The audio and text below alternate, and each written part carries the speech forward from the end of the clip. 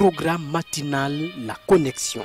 En ce temps de confusion et de panique générale, vous avez besoin de vous connecter au trône de Dieu et de maintenir la communion avec le Seigneur. Cette émission, c'est un temps de connexion divine. Gloire à Dieu, nous voulons célébrer le Seigneur pour sa grande bonté et sa fidélité. Nous voulons baisser la tête et prier en ce moment. Prions ensemble. Père Céleste, tu es comme toi, tu es souverain, tu es grand, tu es merveilleux, tu es glorieux, tu es dit de louange. Nous prions que tu viennes en ce moment pour prendre le contrôle de cette étude, que tu atteins les cœurs par ta puissance au nom de Jésus. Merci Père pour la réponse. Au nom de Jésus, nous avons prié. Amen. Vous souhaitons la bienvenue à cette émission.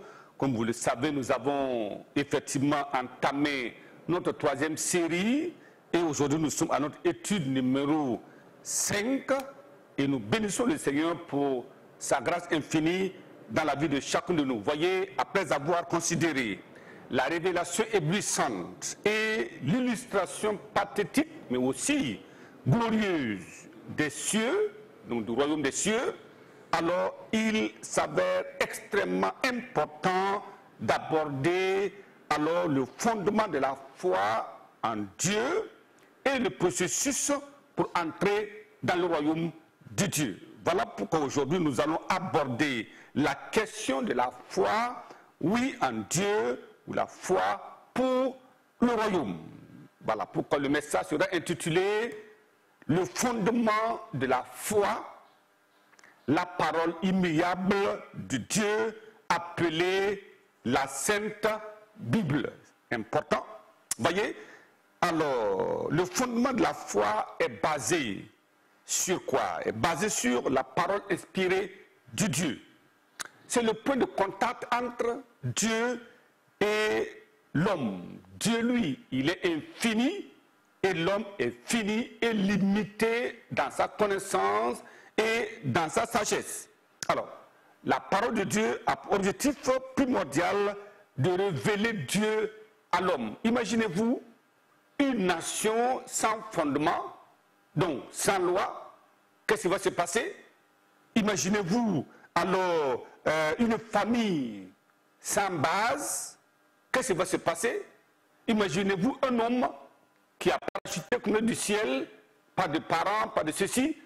Comment le monde serait-il géré? Et voilà pourquoi nous devons savoir que aussi, l'entrée au ciel, il y a des bases, il y a des fondements. Et nous voulons considérer ces fondements aujourd'hui. Alors, nous allons considérer cette étude en trois parties. Premièrement, nous verrons la proclamation prophétique de la parole inspirée de Dieu, la Sainte Bible.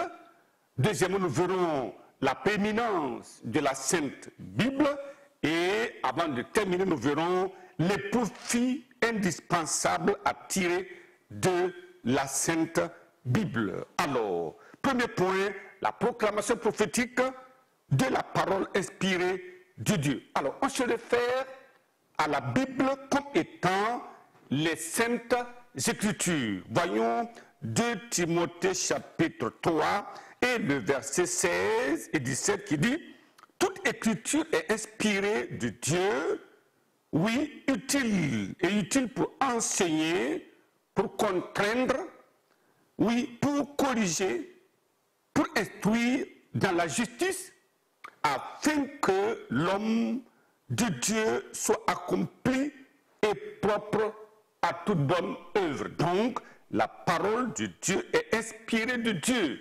C'est tellement important de noter ceci. Elle est aussi appelée les oracles de Dieu. Elle est appelée le livre de l'Éternel, la parole de Dieu, la parole de Christ et la parole de vie. Alors, elle est divisée en deux grandes parties. L'Ancien Testament qui renferme 39 livres et le Nouveau Testament qui en renferme 27. Alors, la Bible fut écrite en langue hébraïque et en grec par 40 auteurs de différentes générations dont Dieu s'était servi pour écrire la Bible et sur une période de 1800 ans. Imaginez-vous, des gens de générations différentes qui ne se sont jamais connus, mais Dieu les a utilisés pour que la parole qui vient de lui soit communiquée au monde.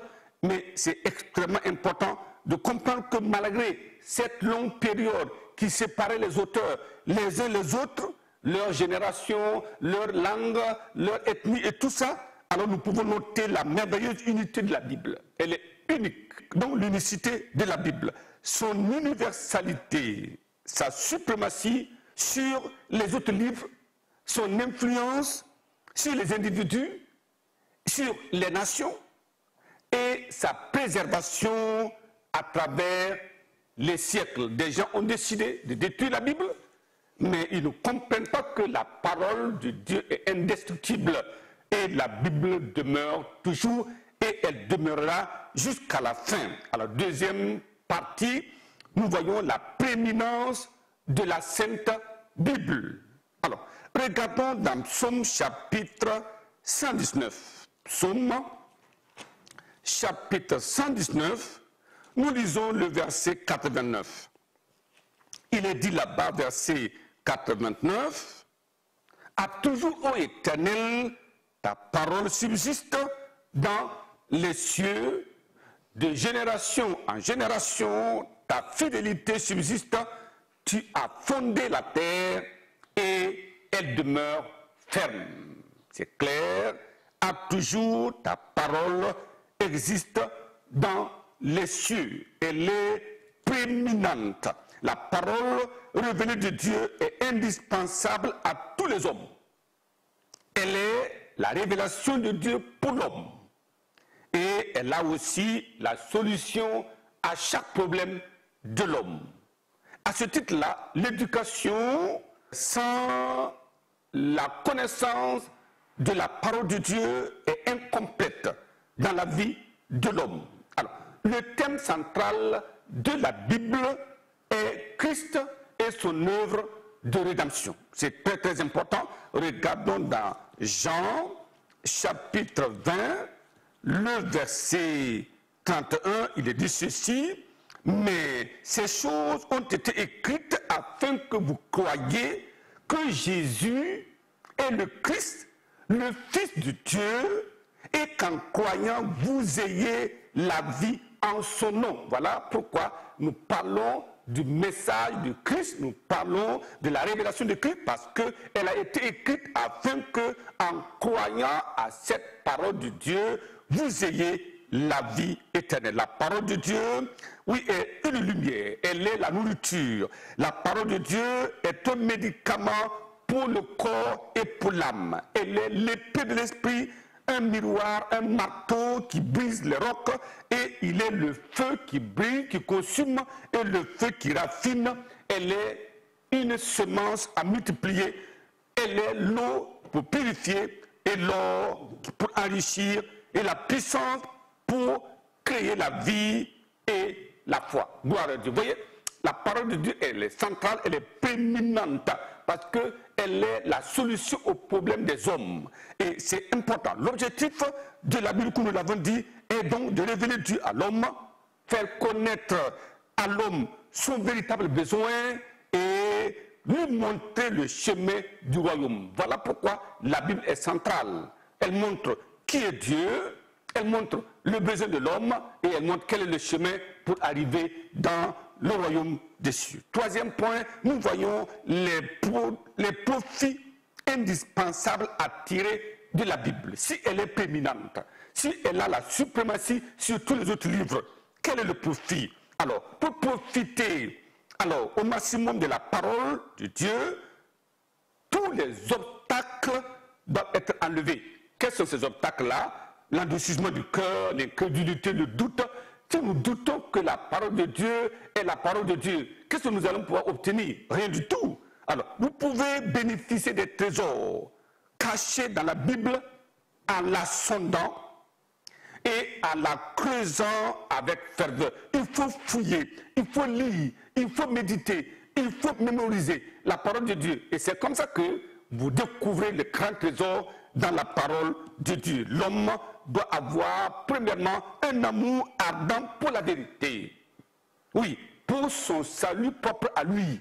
Et avoir un amour suprême pour Dieu. Dieu est le Créateur. Et nous lui devons un amour suprême, un amour au-dessus de tout. Alors voilà pourquoi c'est important de considérer les Saintes Écritures. Ainsi, le cœur de l'homme est illuminé par la parole. Et alors l'homme découvre son vrai besoin et il crie à Dieu. Pourquoi? Il crie à Dieu pour le secours divin.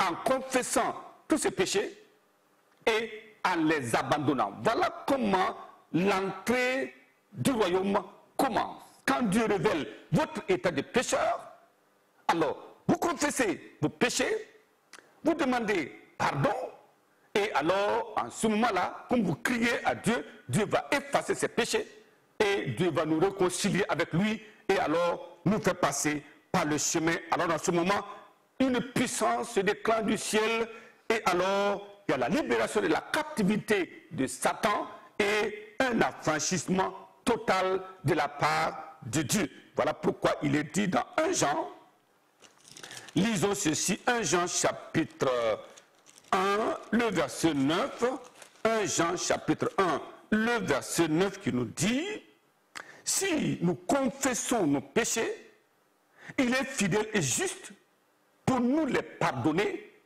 et pour nous purifier de toute iniquité. Voyez, le péché est un mur de séparation entre l'homme et Dieu. Et c'est seulement lorsque l'homme confesse ses péchés et les abandonne que ce mur s'écroule. Et maintenant, nous rentrons en relation avec Dieu, en communion avec Dieu, et maintenant nous sommes prêts pour entrer dans le royaume de Dieu. Et je prie que Dieu le fasse pour chacun de nous, chacun de vous, au nom de Jésus. Alors, une expérience extraordinaire voit alors le jour et une telle personne est intégrée dans le royaume de Dieu et devient le fils du royaume. Voilà pourquoi aujourd'hui nous allons prier.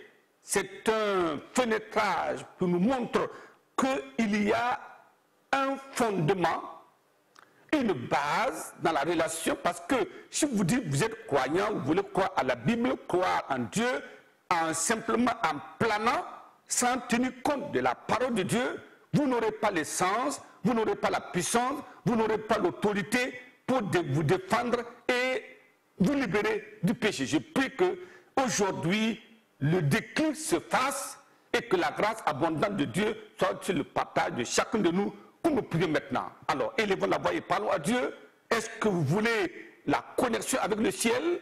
Si oui, alors les péchés qui sont un mur doivent être écroulés en demandant pardon, en les abandonnant et en faisant confiance en Dieu. Si vous confessez vos péchés, il est fidèle et juste pour vous pardonner. Prions ensemble. Croyez à cela maintenant, comme vous priez.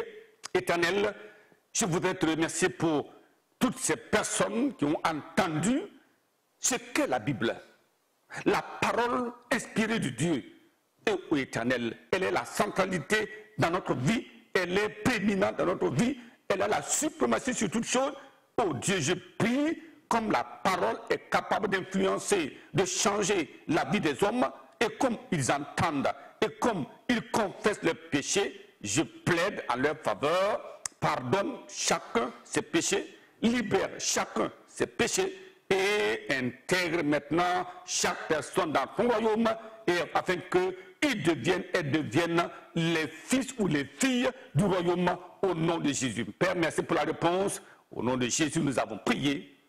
Amen. Que le Seigneur vous bénisse abondamment. Merci beaucoup.